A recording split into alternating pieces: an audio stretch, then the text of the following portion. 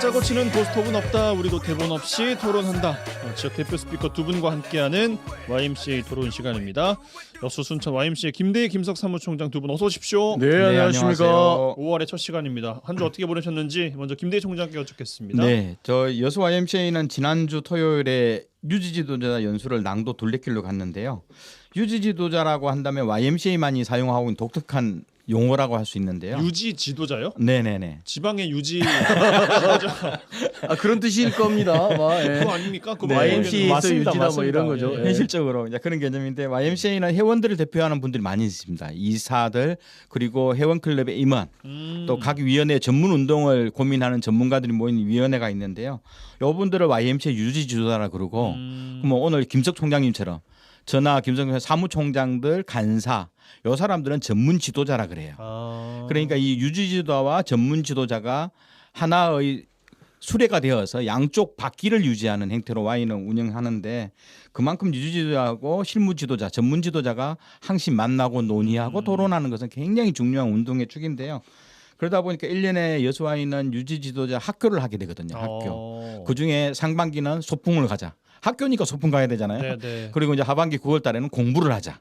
뭐 이런 행태로 하는데 한 30명 정도 회원 대표들이 모여서 재미나게 놀다 왔습니다. 낭도 둘레길. 네, 굉장히 아름답더라고요. 그러게요. 특히 이제 요즘 다리가 넓어져서 낭도가 핫한 금방 곳인데, 가요. 네, 예. 120년 역사를 가진 도갓집도 있고, 그리고 다양한 둘레길도 상당히 좋고 또 먹거리도 좋아서 많은 사람들이 찾아오는 그런 곳입니다. 예, 알겠습니다. 좋은 시간 보내셨다니까 다행입니다. 김석 총장 어떻게 보내셨습니까, 한 주? 네, 뭐 정신없이 뭐 바쁜 건 똑같은데 지난 그 수요일이었죠. 5월 1일 노동절을 맞이해서 그 순천의 민간 위탁 노동자들 그리고 순천의 기간제 그 노동자들이 좀 많이 지금 현재 증가되고 있는 상황이거든요. 그래서 이와 관련된 고용 안정에 대한 문제가 작년부터 굉장히 좀 뜨거웠지 않습니까? 토론회 신청하셨죠? 예. 예, 앞서 브리핑 국가정원 노동조합 그다음에 뭐 자벌들을 비롯해서 그래서 이와 관련돼서 제도적 순천시의 정책 변화를 촉구하기 위해서 어쨌든 정책을 변화시키는 데 있어서 순천시장의 나름의 어떤 의지가 좀 필요한 거 아니겠습니까? 뭐 이게 거리에서 집회도 하고 뭐 이런 것도 필요하지만 시민사회가 할 수 있는 일은 이걸 좀 더 의미 있게 제도 안에서 제도적으로 정책 토론을 한번 해보자. 그래서 순천시는 무슨 생각을 갖고 있고 지금까지의 민간위탁 노동자들이 어떻게 일해왔는지 노동 현황이랄지 이런 것들을 좀 같이 분석해보고 개선할 수 있는 방안이 있다고 하면 좀 개선해보자라고 하는 것을 순천시의 정책 토론을 원래 이제 200명만 서명하면 되는데 약 700명, 1000명에 가까운 시민들이 서명에 동의해 주셔가지고 그거를 자치 행정과에 접수하고 지금 이제 그러면 이제 이후에 시정조정위원회가 열려서 정책 토론을 어떻게 할 건지 방식에 대한 문제는 순천시가 결정하게 되거든요. 네. 굉장히 중요한 거버넌스 조례입니다. 사실 전국에 거의 없는 조례인데 그 조례와 이 저와 무관치 않습니다. 사실은 네. 제가 의원 때도 그렇고 이 조례가 재개정되는 과정에서도 깊게 참여해서 어쨌든 거버넌스의 실체적 제도이기 때문에 이번 주제에 맞게 민간 위탁하고 있는 노동자들에 대한 그리고 순천시청 내에 근무하고 있는 기간제 노동자들에 대한 현황과 내용들이 분석돼서 좀 더 좀 노동하기 좋은 순천시 공공기관이 좀 될 수 있도록 하는 좀 그런 촉구를 하는 활동을 좀 진행하고 있고 네. 한 가지만 더 말씀드리면 이제 5.18이 다가오지 않습니까?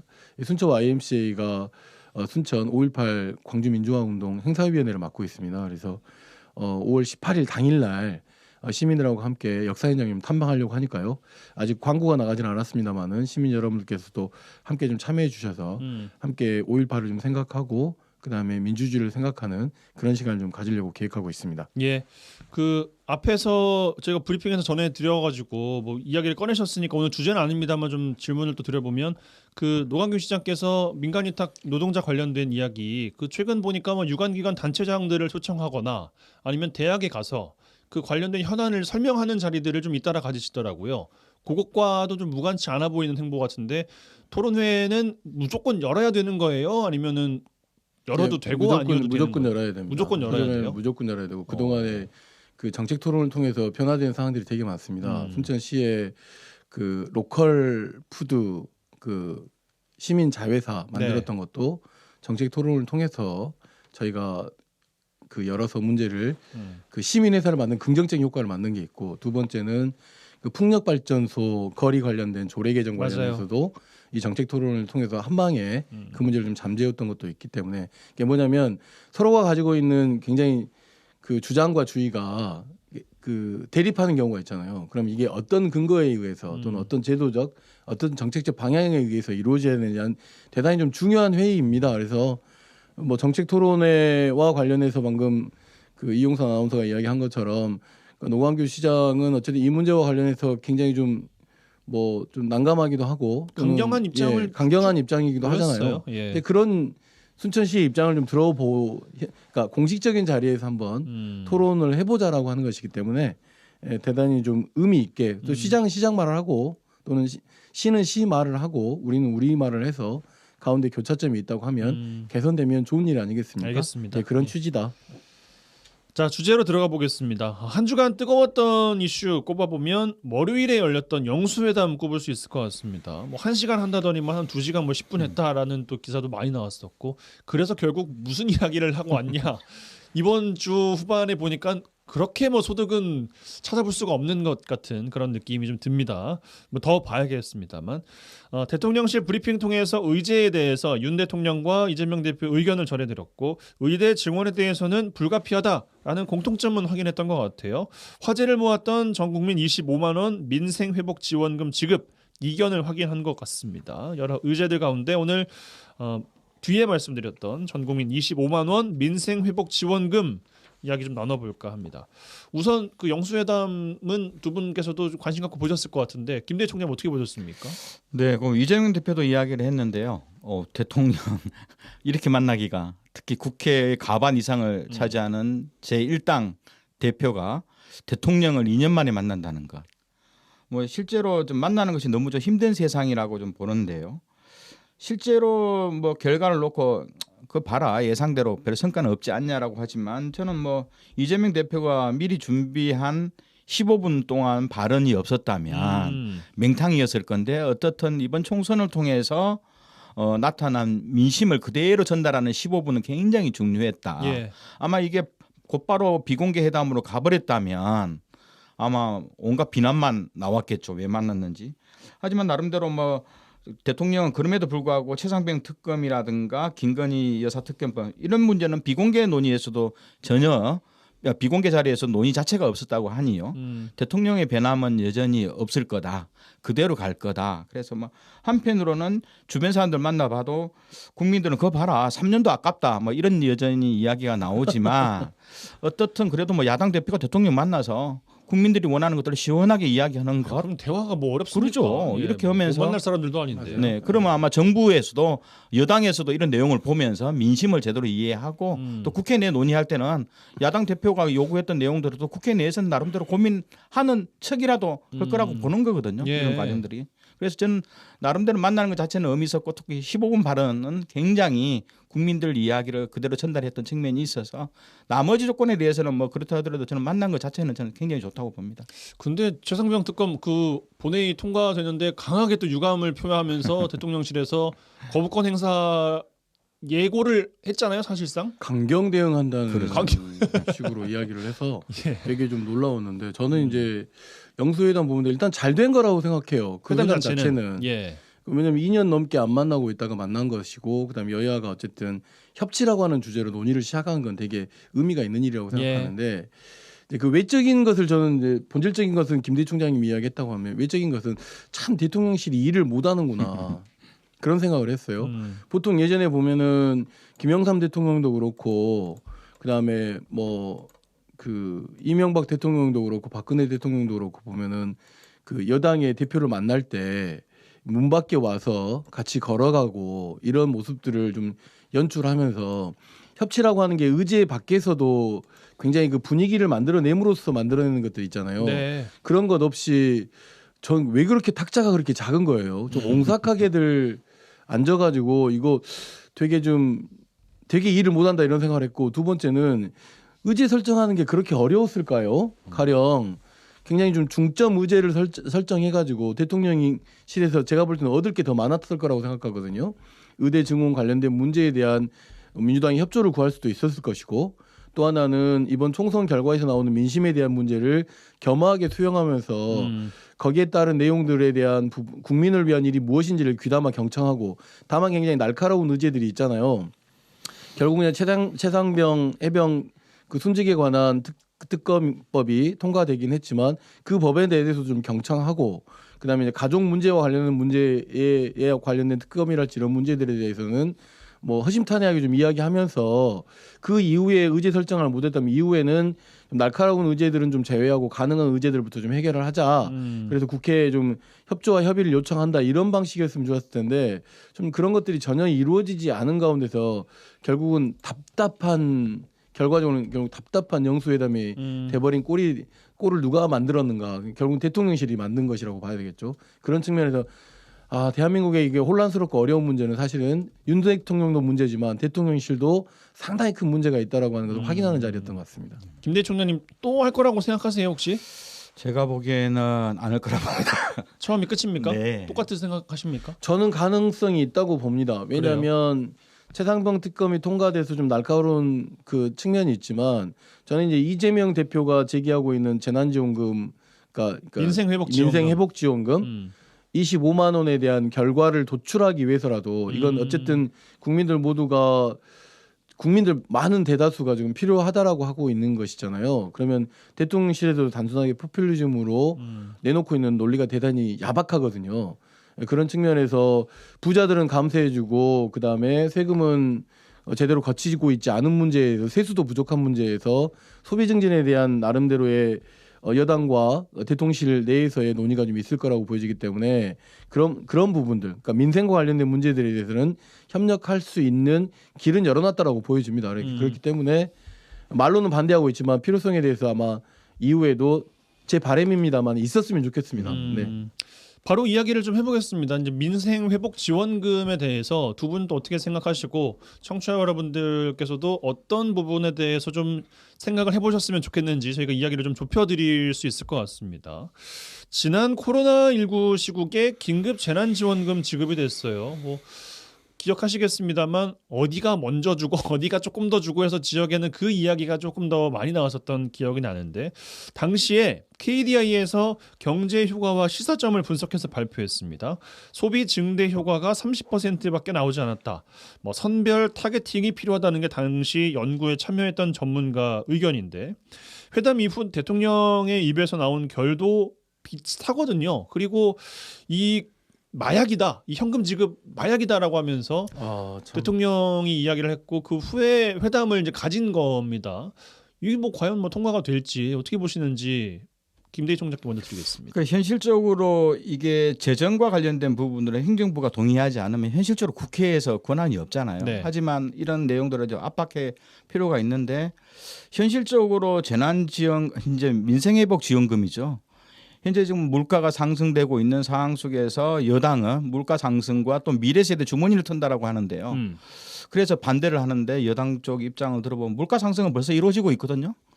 정부가 환율 대책에 대해서 무대책으로 일관하고 있고 1차 농산물에 대한 장기적 수급 계획들을 세우지 않으면서 물가 상승은 벌써 시작되고 있고 그리고 중소기업 다 힘들어서 특히 건설 경기가 우리나라 전체 GDP의 30%를 차지하는데요. 건설 경기 때문에 어떻든 뭐 다양한 요인으로도 경제는 거의 압살 상태라고 하는데 자영업 폐업률도 네, 최고치라는 거 아니겠어요? 그런데 지자체가 예전처럼 민생지원금을 지자체는 못 내거든요. 왜냐하면 여수시도 좀 이번 추경 과정에 정부 예산이 매칭되는 게 많아요. 중앙정부하고 도하고 50대 50로 매칭되면 50%를 내야지만이 그 사업을 가져오는데 여수시도 30%밖에 안 돼요. 70%를 못 하는 거예요. 왜? 여수시 돈이 없어서. 이런 상황에 중앙정부가 곡간을 풀지 않으면 안 되는 정도. 그리고 사실상 이 민생지원금은 결국은 민생 경제가 회복하는데 마중물 역할을 저는 할 거라고 보는데요. 그 이유가 현금으로 주지 않고 지역화폐 개념으로 준다면 일정 기간 안에 지역 내에서만 통용되거든요.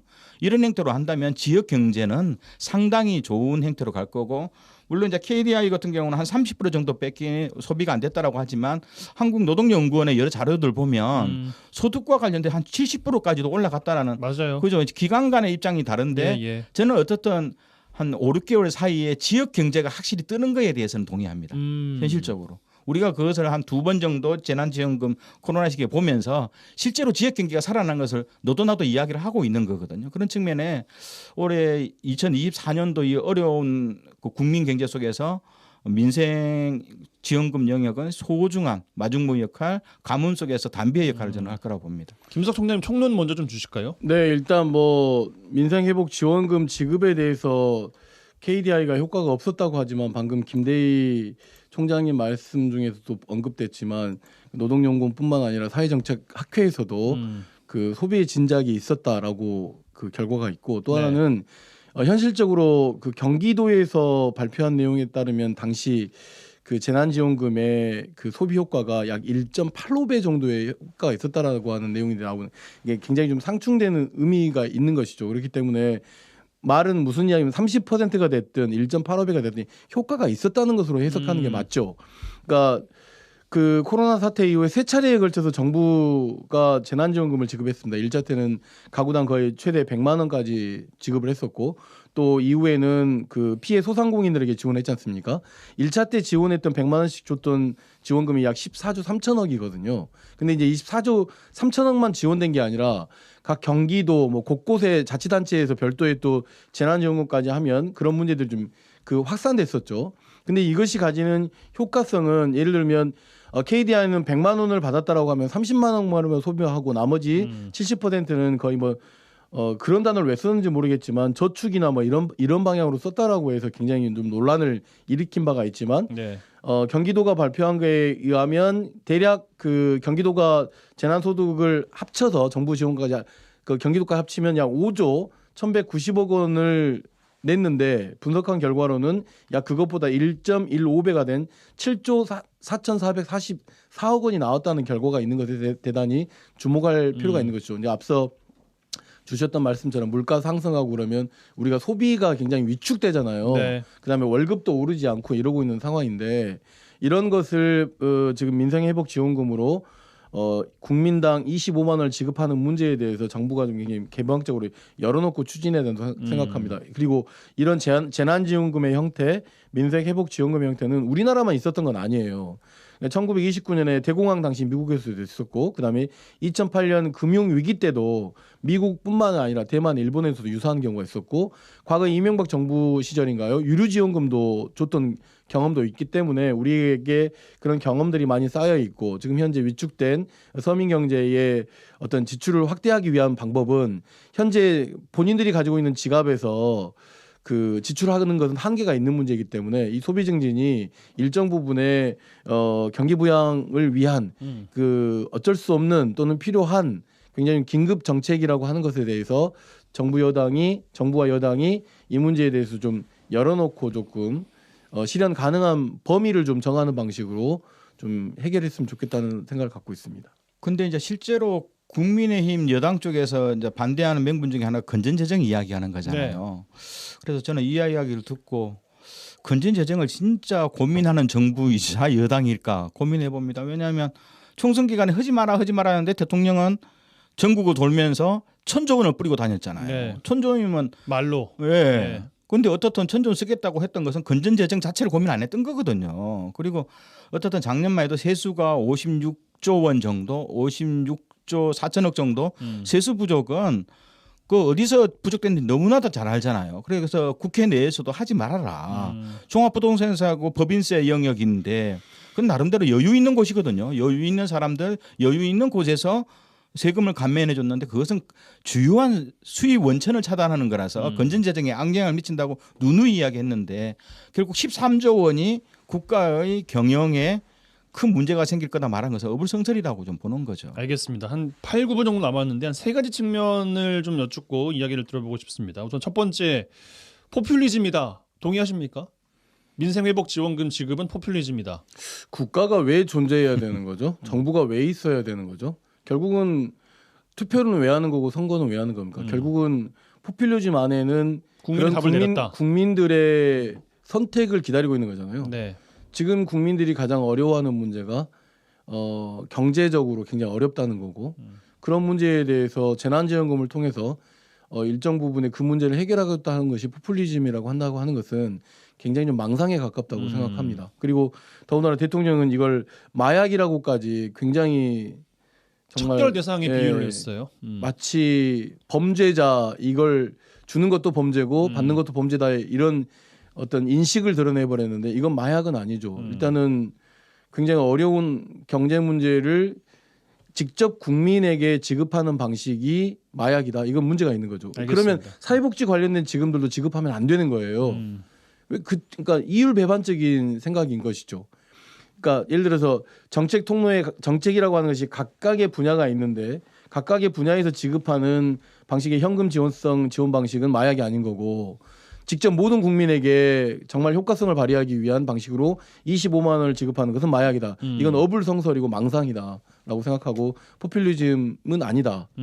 예, 국민이 원하는 거다. 이렇게 말씀드리고 싶습니다. 알겠습니다. 김대희 총장께는 요거 좀 여쭤보겠습니다. 그 민생회복지원금을 통한 효과에 대한 이야기인데 소비 진작이 되면 물가 상승은 불가피하다라는 의견은 지배적이지 않습니까? 둘 중에 뭘 더 중하게 볼 것이냐의 문제인 것 같고 과연 얼마나 영향을 끼칠 것인가의 문제인 것 같은데 어떻게 보십니까? 저는 어차피 저는 지역화폐로 지급하자는 주의거든요. 예. 지역화폐라는 것은 그게 통용되는 권역이 있는 거예요.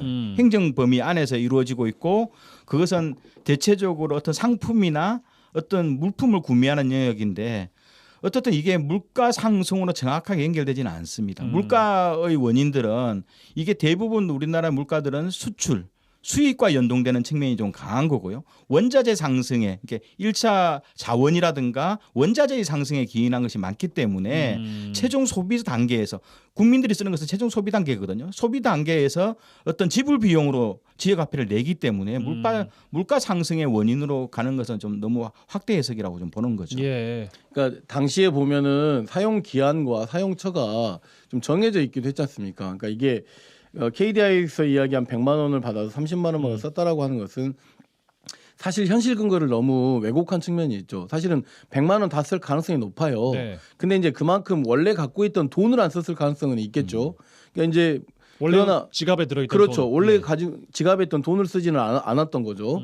근데 이제 만약에 이 그 소비 진작의 효과가 없었다라고 하는 것은 저는 너무 지나친 분석이라고 보고 만약에 사용 기간과 그리고 언제까지 쓰라고 하는 것과 그다음에 어디에다 반드시 써야 된다라고 하는 것들이 정해진다라고 하면 소비 진작 효과는 당연히 있을 거라고 보여집니다. 그렇기 때문에 지난 재난지원금의 효과성에서 긍정적인 거 그다음에 문제점들을 잘 분석한다고 하면 이 25만 원이 어떻게 써야 되는지에 대한 방식은 다양하게 나눠질 거라고 보고 정부가 돈을 나눠주더라도 방금 김대희 총장이 이야기한 것처럼 지역에서는 지역화폐로 놀아서 지역 내에서 쓰게끔 하는 방법들도 있기 때문에 그 방법들은 자치단체별로 각 취할 수 있도록만 한다면 의외로 그 효과성들은 더 크게 발휘될 수도 있을 것이라고 보여지고 14조거든요. 14조 추경에 올려서 한번 해보는 정도의 경제 규모는 대한민국이 된다고 생각하기 때문에 꼭 저 개인적으로도 너무 어렵거든요. 좀 주셨으면 좋겠어요. 그러니까 예를 들어서 예. 이것 때문인 거잖아요. 그 30억 이상 매출 영업장에는 뭐 지역화폐를 못 받게 하는가 이제 이것 때문에 지역 골고루 돌아갈 거라는 말씀이신 거잖아요. 네, 그렇습니다. 그 현실적으로 아까 이제 물가 이야기는 그것도 말씀드리면 생산 단계, 도매 단계에 벌써 물가 상승분이 반영되어서 물가 상승이 일어나는 거거든요.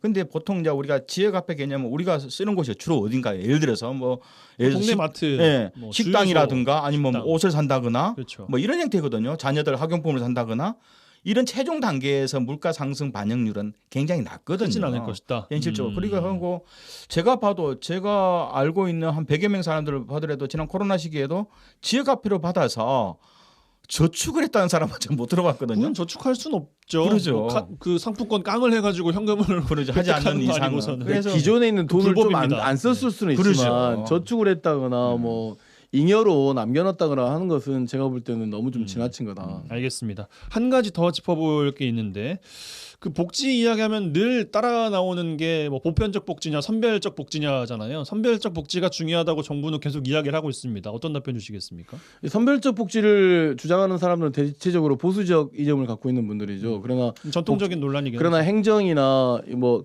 예를 들면 보편적 복지를 하는 데 있어서 관련된 그 정책을 추진하는 데 있어서의 효율성은 필요하겠지만 기본적으로 정부가 존재하는 것은 어쨌든 국가가 효과적 정책과 행정을 해야 되는 것은 그러니까 모두에게 돌아가게 하는 게 맞는 것이죠. 그렇기 네. 때문에 복지라고 하는 이 정책이 특정 대상을 위해서 막 이게 수혜적으로 주는 방식은 굉장히 좀 그 서부 유럽 사회도 굉장히 비판을 많이 받아서 향후에 향후에 이런 선별적 정책보다는 일자리를 만들어서 유인하는 정책으로 그 다음에 뭐 기본소득이 됐든 이번에 관련 민생회복지원금이 됐든 이런 방식으로 직접 돈을 주는 방식으로 좀 전환됐다라는 걸 제가 과거에도 이 방송을 통해서 말씀드린 적이 있어요. 그러니까 이건 추세다. 그렇기 때문에 선별적 복지를 이야기하는 것은 지금의 시대든 전 세계의 경제적 어려움 속에서 이야기하는 것은 저는 맞지 않다고 생각합니다. 예. 김대희 총장님. 현실적으로 이제 보편적 복지하고 선별적 복지를 진행하면서 이 선별하는 과정 속에서의 행정 비용도 만만치 않거든요. 현실적으로 누구나 다 주면 그 대상에 대해서 구분이 필요 없잖아요. 근데 특정한 대상을 주려면 거기에 관계된 소득의 확인이라든가 지급의 확인 모든 과정들 때문에 어떻든 그 비용도 만만치 않다. 그래서 지난번 저희 코로나 시대에도 여러 가지 그 지방 정부의 재정 지원금, 정부가 어떻든 선별적 지원을 하는 과정 속에서 상당히 많은 행정적 비용도 들어갔거든요. 90억 가까이. 그런 측면을 본다면 저는 선별적 복지는 취약계층이라든가 특정 계층이 있어요. 그것을 지원해 줌으로써 얻고자 하는 정책적 목적을 획득하려면 선별적 복지를 하지만 그렇지 않는 경우 보편적인 대상자를 구분하지 않고 지급하는 행태는 또 때에 따라서 굉장히 필요한 영역이고요. 그런데 이것이 이제 민생 회복 지원금이기 때문에 이런 것들은 결국은 보편적으로 동시에 지급하는 행태가 더 효율적이라고 좀 보는 거죠. 선별적 복지는 거의 시장 경제에 내맡기는 과정에서 어쩔 수 없이 생겨나는 사람들을 그러니까 차별적 요소들을 제거하기 위해서 수혜를 주는 개념인 거잖아요. 그것이 행정이 해야 될 일은 아닌 거잖아요. 그런 것을 놓고 본다고 하면 뭐 필요한 영역에서의 선별, 예를 들면 뭐 이렇게 계층별로 연령별로 이런 것들에 대한 구분은 있을 수 있겠지만 이 정책의 효과는 결국 전 국민에게 다 가는 게 맞는 게 왜냐하면 모든 국민이 다 세금을 내고 있지 않습니까? 그런 걸 따져놓고 본다고 하면 정부가 추진하는 정책들의 이 부분은 대단히 보편적 그 가치를 가져야 된다라고 꼭 말씀을 꼭 드리고 싶습니다. 글쎄요. 뭐 브리핑 할 때 쓰는 단어나 이제 고민의 정도를 비추어 봤을 때는 그것보다 다 줄 수 있으면 얼마나 좋겠습니까? 세수가 없어가지고 뭐 불가피한 거 아니겠습니까? 이제라고 이야기는 보통 지금 하는 전 것 세계 같은데. 모든 정부가 가지고 있는 고민이 그런 거죠. 예. 예를 들면 보편이냐 선별이냐 이런 이야기는 이미 사라져 버렸고 사실은 그러니까요. 행정학적으로 어떻게 하면 모든 국민에게 혜택이 될 수 있는 정책을 할 거냐. 그러니까 이걸 흔히 이야기하는 거 포퓰리즘이냐. 그러다 보니 선거용 어떤 뭐 이렇게 주민의 투표를 얻기 위한 방식으로 내는 유인 효과냐 이런 것들에 대한 논쟁이 현재 계속되고 있긴 합니다. 예, 알겠습니다. 이번 주 민생 회복 지원금을 주제로 좀 구체적으로 이야기를 드렸습니다. 청취자분들께서도 들어보시고 판단해 보시고 정책에 대한 이야기들 나누셨으면 좋겠습니다. YMCA 토론 여수 순천 YMCA 김대희 김석 사무총장 두 분과 함께했어요. 두 분 고맙습니다. 네, 네, 감사합니다. 감사합니다.